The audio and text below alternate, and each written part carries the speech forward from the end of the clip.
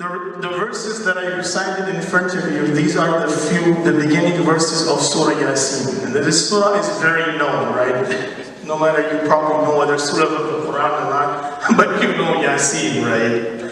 This is something which is, every person knows, every house, no matter you recite the Quran or not, your parents are going to tell you to recite Yasin. Recite Yasin, right? So that surah is from day one, we are familiar with it.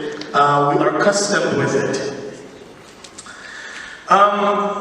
Before I actually go into the portion where we're going to talk about of the characteristics that we want to develop from this surah in our life, I would like to mention the few virtues of this surah, because this is one of the greatest surah of the Quran, a very important surah of the Quran. The surah was revealed after Surah Al-Jinn in the second era of the year of the life of Mecca. So we mentioned in the last Khatera that the Meccan life is distributed into 3 eras. One is from the prophethood to migration of Abyssinia, right? MashaAllah. Number 2 is from the migration of Abyssinia to Al-Isra wal-Mi'raj. And number 3 is from Mi'raj to Hijrah of Medina. So these are the 3 periods of the Meccan life of Rasulullah sallallahu alayhi wa sallam. Surah Yasin was revealed in the middle period, which is migration of Abyssinia to Al-Isra wal-Mi'raj. The surah was revealed after the incident of Ta'if. When Prophet ﷺ when he went to Ta'if to talk about the deen of Allah to the people, to the elite people of Ta'if, and the incident is very known to us, that how he was persecuted, how he was dealt with, how he was treated, so on and so forth. The Prophet ﷺ said, Surah Yasin is the qalb, is the heart of Quran, right? And we're going to get to that, why the Prophet ﷺ designated this surah to be the heart of Quran. Let's talk about some of the virtues of this surah. This surah, the famous name is Yasin. There are a few other names. Number 1 is Al-Munjiyah, which is the survival, the one that will give you survival on the Day of Judgment. Al-Dafi'ah, the one that takes away harms from you in your life.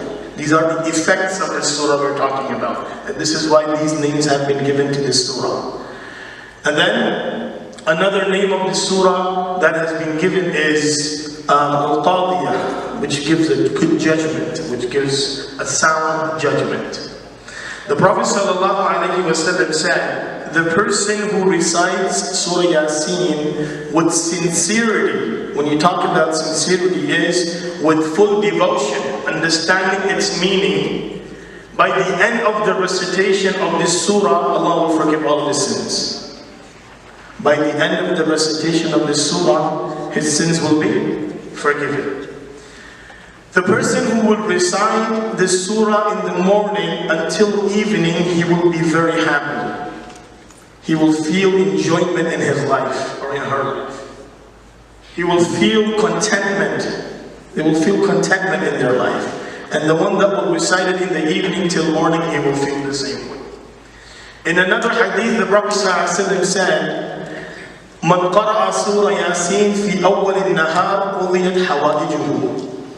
The person who would recite Surah Yasin in the morning, Allah will take care of all his needs of the day. All of his needs of the day will be taken care of by reciting Surah Yasin. This is not a khutbah, so you can talk with me. In khutbah, you say, okay, if I talk, my sin, my reward is away, right? It's gone. But in this one, we can talk, inshallah. The one who recites Surah Yasin in the morning, what happens? Allah says all of his needs of the day will be fulfilled. So this is the assistance of Allah subhanahu wa ta'ala. And then in continuation with that narration, Rasulullah sallallahu alayhi wa sallam said, recite this surah upon the person who is about to depart from this world, because his departation will become easy upon him. when he is leaving from this world, when he's about to die, his soul will come out in comfort if Surah Yasin is recited in front. And then there are many other virtues of this surah. Now I said to you that Surah Yasin is what? It's the heart of the Quran. This is the hadith of the Prophet ﷺ. And I said I will come back to this, right? Now, heart of the Quran, what does it mean? What is the function of the heart in the body? Right? If the heart is sound, good, moving, pumping, giving its dues, giving its duties, the body stays healthy. Right? The heart becomes weak, even the smallest amount of illness makes it difficult for you, for your body to function, or in fact recover from the illness that you have been inflicted on. Surah Yasin plays the same part in the life of every individual, spiritual life. So in Surah Yasin, Allah Azza wa Jal has mentioned those main aspects that you need in your deen to survive, and that's why this is called Al-Qalb. For your religion to survive, you need certain things. You need certain things. Like for body, you need the heart. So in Surah Yasin, there are certain things that Allah has mentioned in this surah. By you practicing upon that, by you believing on that, by you bringing that into your lives, your deen is going to survive. Your deen is going to maintain. And if you are shaky in any of them, then what happens? It becomes for your deen to survive. So the madameen, the things that have mentioned in Surah Yasin, they play the role in your religion as the heart to the body.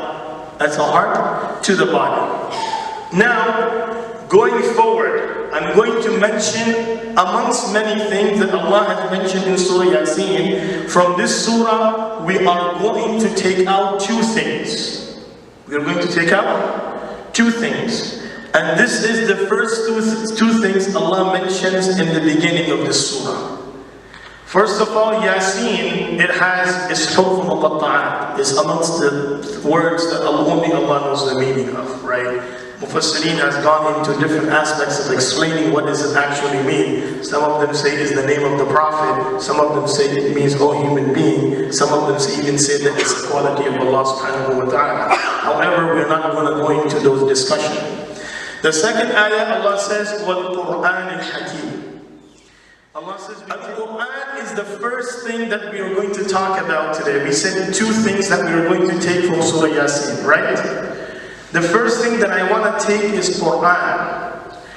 The attachment of the Prophet sallallahu alaihi wasallam with the Quran, this is the character from the walking Quran we are going to bring into our life.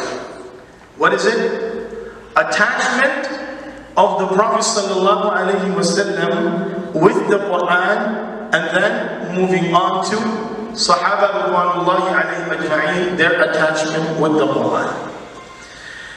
What is Quran? Oh, a big question, right? Al-Hakim, okay. Quran is the book of Allah, right? Right? What is in the Quran?